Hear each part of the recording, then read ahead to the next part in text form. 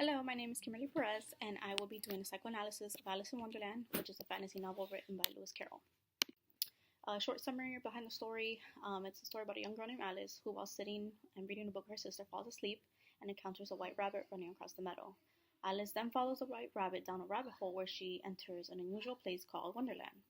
While Alice is in search of the white rabbit, she comes across many creatures. Of those creatures, one is a blue caterpillar, whose name is Absalom. He asks Alice a series of questions in which Alice gets very angered and frustrated. In addition, he gives Alice some advice. He tells her that if she eats one side of a mushroom, it will make her bigger, and if she eats the other side, it will make her smaller. As Alice continues her journey through Wonderland, she comes across a smiling cat, who is also known as a Cheshire Cat. He's very mischievous, and he appears and disappears whenever he wants. He tells Alice that although you follow the rules can change once you become comfortable with them. Alice then joins the Mad Hatter, who seems to be having a tea party, but while she's there, the time seems continuous. She then moves on and comes in contact with the Queen of Hearts. She joins the Queen of Hearts for a match of crochet, in which she tells Alice she must stay to hear a trial of a thief. Alice then becomes a witness in the trial, and the Queen of Hearts demands to have Alice beheaded. Alice finds herself running away from the Queen and her guards, which happens to be a deck of cards. During this time, Alice wakes up and she realizes that it was all a dream. So here we look at Carl Jung versus Sigmund Freud. Sigmund Freud believed that the unconscious mind was the epicenter of our repressed thoughts, traumatic memories, and fundamental drives of sex and aggression. He believed that the human mind consisted of three structures, which is the id, ego, and superego. The id being our unconscious drives, ego our conscious perceptions like memories and thoughts, and the superego attempts to mediate the drives of the id. Jung also divided the human mind into three parts, but the unconscious was divided into the ego, the personal unconscious, both repressed and suppressed, and the collective unconscious. And he also believed that dreams could have many different meanings depending on the dreamer's associations.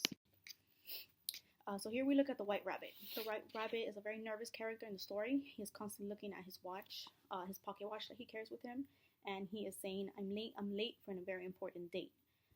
He also kind of guides Alice through Wonderland because she's trying to follow him and see where he's going. So Carl Jung's analysis would be that the white rabbit acts as a temptress archetype.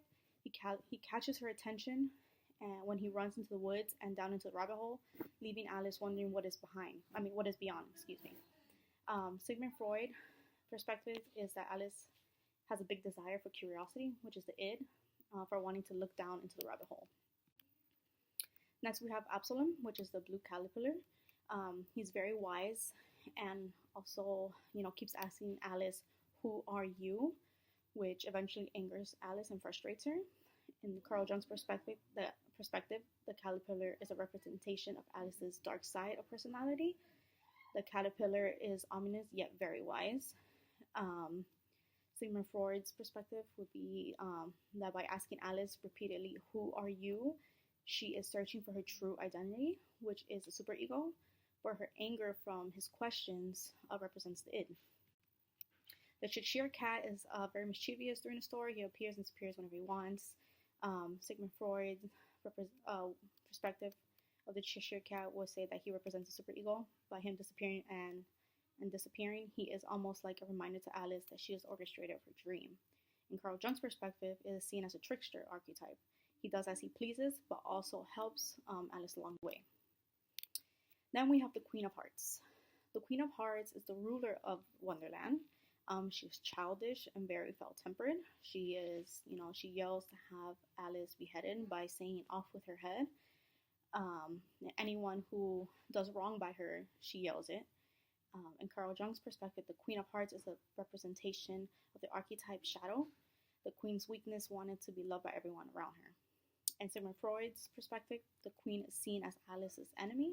She represents id with her selfishness and need for attention.